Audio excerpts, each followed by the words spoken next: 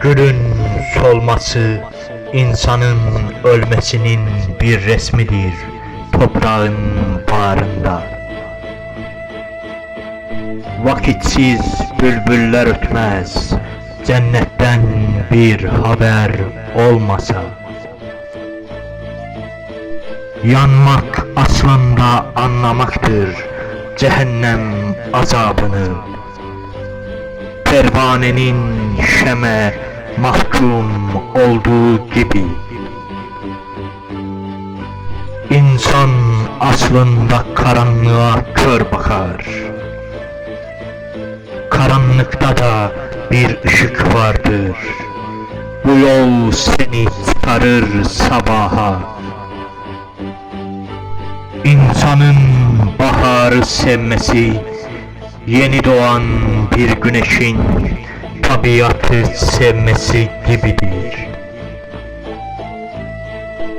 İnsanın ağlaması merhametin aynasını sunar insanlığa.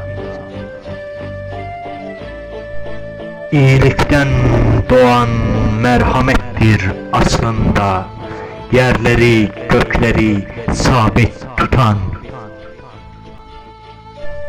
Derdim çoktur deme, şu resme bak, seninle konuşuyorsa dağlar kadar derdi vardır demektir.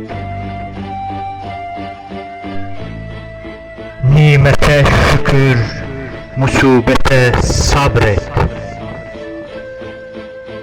Sabır Allah'ın adıdırsa o ne güzel bir zenginliktir, ne güzel bir imtihandır. Ahlak en güzel elbisedir. Haya kalkanın, edep kılıcın olsun. Akıllı insan sevap kazanandır. Akılsız ise günah.